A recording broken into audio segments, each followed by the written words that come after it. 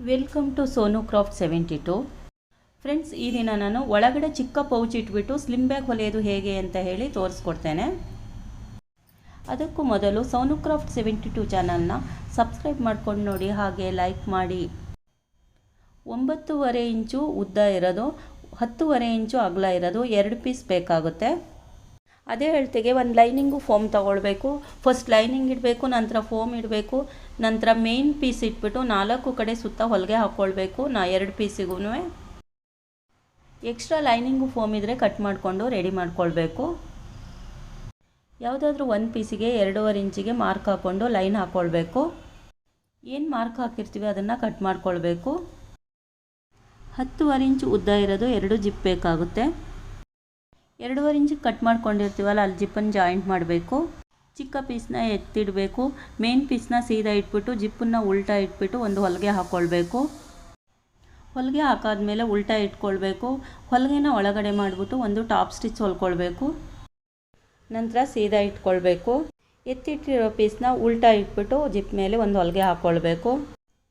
ನಂತರ ಉಲ್ಟಾ ಇಟ್ಕೊಂಡು ಹೊಲಿಗೆ ಒಳಗಡೆ ಮಾಡಿಬಿಟ್ಟು ಒಂದು ಟಾಪ್ ಸ್ಟಿಚ್ ಹೊಲ್ಕೊಳ್ಬೇಕು. ಟಾಪ್ ಸ್ಟಿಚ್ ಹೊಲಿದೆ ಆದಮೇಲೆ ಎಕ್ಸ್ಟ್ರಾ ಜಿಪ್ ಇದ್ದರೆ ಸ್ವಲ್ಪ ಕಟ್ ಮಾಡ್ಕೊಳ್ಬೇಕು. ಸ್ವಲ್ಪ ಜಿಪ್ಪನ್ನು ಓಪನ್ ಮಾಡಿಕೊಂಡು ರನ್ನರ್ಸ್ ಹಾಕಿ ಮಧ್ಯದಲ್ಲೇ ನಿಲ್ಲಿಸಿರಬೇಕು. 10.5 ಇಂಚು ಅಗಲ, 9.5 ಇಂಚು ಉದ್ದ ಇರೋದು ಒಂದು ಲೈನಿಂಗ್ ಬೇಕು. ಫಸ್ಟ್ ಲೈನಿಂಗ್ ಇಡಬೇಕು. ಜಿಪ್ ಹಾಕಿ ರೆಡಿ ಮಾಡ್ಕೊಂಡಿರೋ ಪೀಸ್ನ ಅದ್ರ ಮೇಲೆ ಇಟ್ಬಿಟ್ಟು 4 ಕಡೆ ಸುತ್ತ ಹೊಲಿಗೆ ಹಾಕ್ಕೊಳ್ಬೇಕು.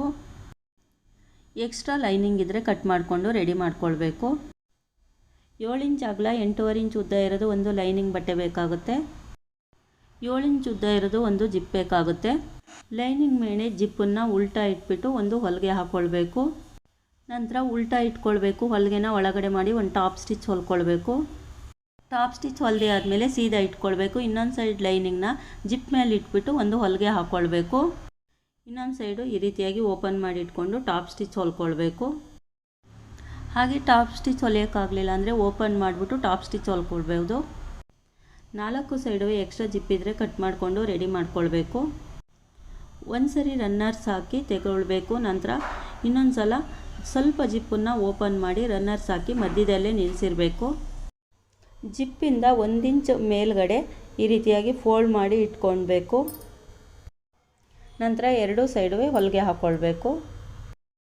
2 ಸೈಡು ಹೊಲಿಗೆ ಹಾಕಿ ಆದಮೇಲೆ ರನ್ನರ್ಸ್ ಓಪನ್ ಮಾಡಿಬಿಟ್ಟು ಸೀದಾ ಮಾಡ್ಕೊಳ್ಬೇಕು.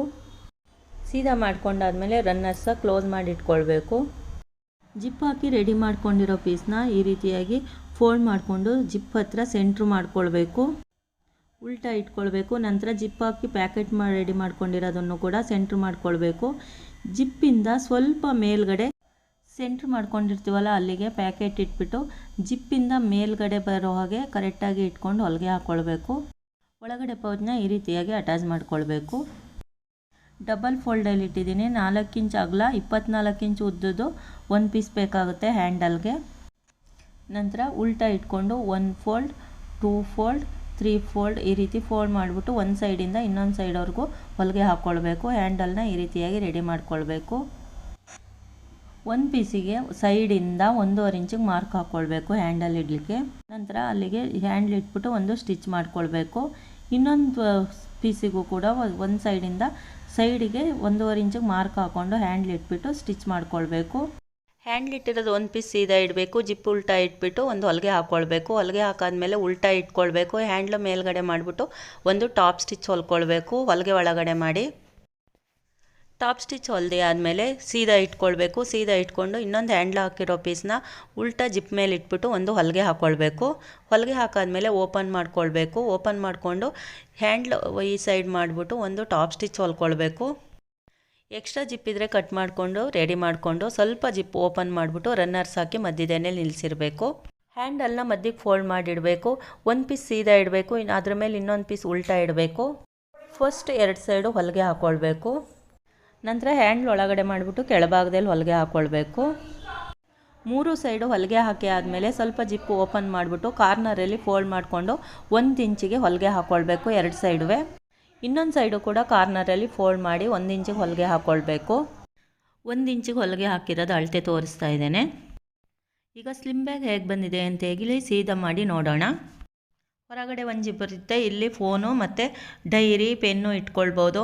ಮೇಯ್ನಲ್ಲಿ ಒಂದು ಜಿಪ್ ಇರುತ್ತೆ.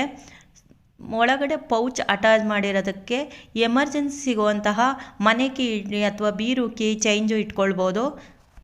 ಮನೆ ಕೀ ಇಡುವಂತಹ ಒಳಗಡೆ ಪೌಚ್ ಹೊಲೆಯೋದು ತೋರಿಸಿ ಅಂತ ಹೇಳಿ ತುಂಬ ಜನ ರಿಕ್ವೆಸ್ಟ್ ಮಾಡ್ಕೊಂಡಿದ್ರು, ಅದಕ್ಕೋಸ್ಕರ ತೋರಿಸಿದ್ದೇನೆ. ನನ್ನ ವಿಡಿಯೋ ನೋಡುತ್ತಿರುವ ಎಲ್ಲರಿಗೂ ಧನ್ಯವಾದಗಳು. ಸೋನು ಕ್ರಾಫ್ಟ್ 72 ಚಾನಲ್ನ ಸಬ್ಸ್ಕ್ರೈಬ್ ಮಾಡ್ಕೊಂಡು ನೋಡಿ, ಶೇರ್ ಮಾಡಿ.